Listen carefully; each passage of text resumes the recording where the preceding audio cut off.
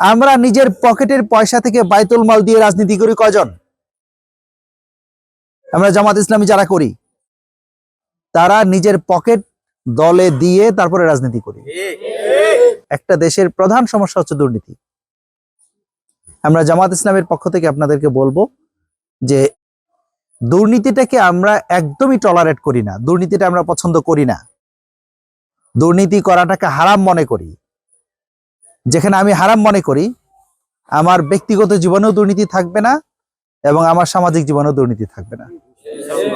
আমরা এই কথাটা সব জায়গায় বলি, আপনারা মনে রাখবেন যে আমাদের দেশের যারা অফিসাররা আছেন তারা যতটা দুর্নীতির জন্য দায়গ্রস্ত, তার চেয়ে বেশি দায়গ্রস্ত হচ্ছি আমরা যারা রাজনীতি করি তারা।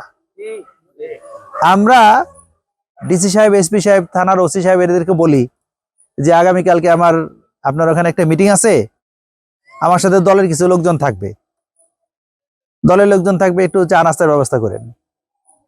আমার সাথে থাকে 150 লোক। এখন 150 লোকের চা খাওয়ানোর টাকা কি ওসি সাহেবের, ইউএনও সাহেবের থাকে? ওর বাজেটে থাকে লাল চা। লাল চা খায় আমার দলের লোকের পেট ভরবে? তখন অটোমেটিক্যালি ওসি সাহেবরা তখন বলে যে এমপি সাহেব আসবে, তুই একটু ভালো নাস্তা না করাইতে পারি তাহলে তো আমার এখান থেকে কোন জায়গায় ট্রান্সফার করে দেয় তার ঠিক ঠিকানা নেই। তখন তিনি ওই এলাকার কিছু ব্যবসায়ীদেরকে ধরেন, বলেন যে একটু ব্যবস্থা করে দেন। এই ব্যবসায়ী যারা আছেন তারা পরবর্তীতে সুযোগ নেন। এটার জন্য দায়ী কি ওসি সাহেব নিজে, ইউএনও সাহেব নিজে না? আমরা যারা রাজনীতি করি তারা। আমরা নিজের পকেটের পয়সা থেকে বাইতুল মাল দিয়ে রাজনীতি করি কয়জন? আমরা জামাত ইসলামী যারা করি তারা নিজের পকেট দলে দিয়ে তারপরে রাজনীতি করি। আপনারা হয়তো জেনে বিস্মিত হবেন, এখানে গ্রামের যারা আছেন, এই বছর জামাত ইসলামী নির্বাচনী খরচ বহন করার জন্য জামাতের সমস্ত রুকনরা সারা বাংলাদেশের তাদের 1 মাসের আয় দিয়ে দিছে। আমাকেও দিতে হয়েছে। আমি আমার 1 মাসের বেতন এটা দিয়ে দিছি, দেওয়ার জন্য ওয়াদা করেছি। আমি জামাত ইসলামীর এরকম অনেক লোকদেরকে জানি, বলা হয়েছে যে আপনি যে আপনার আয়ের সব টাকা দলকে দিয়ে দিলেন, আপনার সংসার চলবে কেমনে? তিনি বলেছেন যে আমার এই আয়ের টাকা দিয়ে আমি বাচ্চাদের স্কুলে বেতন দেই, বাজার করি আর ঘর ভাড়া দেই। আমি আমার বাড়ির মালিকরে বলছি, বাড়িওয়ালারা বলছে যে ভাই আমার তো কোনোদিন বাকি থাকে না, তো আপনি আমার একটু সুযোগ দিন, এই মাসের ভাড়াটা আমি 2 মাস পরে দিব, কিস্তিতে কিস্তিতে। স্কুলের টিচারকে আমি বলেছি যে প্রিন্সিপালকে যে আমার বাচ্চার বেতনটা, এই মাসের বেতনটা আমি 2 মাসে ভাগ করে করে দিব। এবং বাসায় বলেছি এই মাসে কোনো মাছ এবং গোশত কেনা যাবে না, যা আছে সবজি এবং ডাল দিয়ে চালাইতে হবে, কারণ এই মাসের বেতন সংগঠনকে দিয়ে দিচ্ছি। যেই দলের লোকেরা তার নিজের আয়ের পূর্ণ টাকাটা তার দলের ভিতরে দিয়ে দিতে পারে, সেই দলের লোকেরা দুর্নীতিবাজ হবে, এটা বিশ্বাস করা যায় না। আমরা এই জন্য বলি যে আমরা তো নিজের পকেটের টাকা দিয়ে রাজনীতি করি, সুতরাং জনগণের টাকা জনগণের কাছে পৌঁছে দেব, এটাই আমাদের ওয়াদা।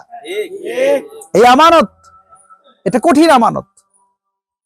এই জন্য আপনাদেরকে আমরা অনুরোধ করব যে স্কুলের কথা বলেছেন, যে রাস্তার কথা বলেছেন, যে ব্রিজের কথা বলেছেন, যে ঈদগাহ মাঠের কথা বলেছেন, এই সমস্ত এলাকার উন্নয়ন হবে যদি দুর্নীতিটা আমরা বন্ধ করতে পারি। অত্যন্ত সহজে উন্নীত হবে। চিটিংবাজি চুরি ডাকাতি রবে না এই দেশে, জামাতে ইসলামী যদি বিজয় হাসি হাসে। ভূমি দস্যু জল দস্যু আতঙ্কের এক নাম, মনে রেখো দাড়ি পাল্লা ন্যায় প্রতিষ্ঠার নাম।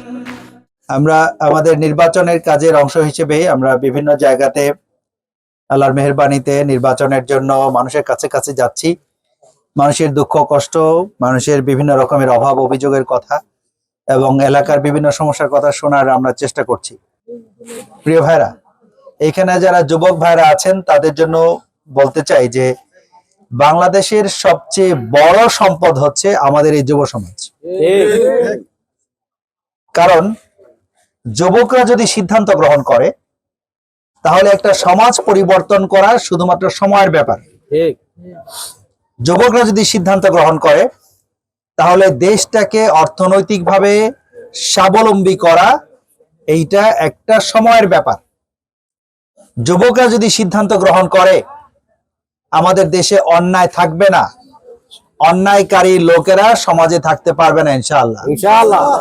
যুবকরা যদি সিদ্ধান্ত গ্রহণ করে, আমাদের দেশে কোনো মাদক থাকবে না, মাদক ব্যবসায়ীরা কোনো জায়গা সমাজে পাবে না ইনশাআল্লাহ। এজন্য আমরা আমাদের যুবক ভাইদেরকে বলতে চাই, তোমাদেরকে সবাইকে সাথে নিয়ে আমরা একটা সুখী সমৃদ্ধশালী, একটি মাদক মুক্ত, দুর্নীতি মুক্ত, চাঁদাবাজ মুক্ত একটা সুন্দর বাংলাদেশ গড়তে চাই। আমরা এই বাংলাদেশের গড়ার কারিগর হিসেবে আমরা তোমাদেরকে আমাদের মিছিলের সামনের কাতারে রাখতে চাই। যুবকদের দক্ষতা উন্নয়নের জন্য আমরা দক্ষতা উন্নয়ন ট্রেনিং সেন্টার গড়বো ইনশাআল্লাহ, যেন যুবকরা কারো কাছে হাত পাততে না হয়, যুবকরা যেন কাজের জন্য মানুষের দ্বারে দ্বারে ঘুরতে না হয়, যুবকরা নিজেরাই এমপ্লয়ার হবে, তারা চাকরিজীবী হবে না, বরং তারা অন্য মানুষদেরকে চাকরি দেবে ইনশাআল্লাহ। সুতরাং এই ধরনের যোগ্যতা সম্পন্ন যুব সমাজ গড়ে তোলাটা আমাদের অন্যতম অঙ্গীকার। এরকম একটা সুখী সমৃদ্ধশালী দেশটা আমরা গড়তে চাই সবাই, নাকি ইনশাআল্লাহ? সামনের দিকে যারা ভূমিকা রাখবে তারা হচ্ছে যুবক।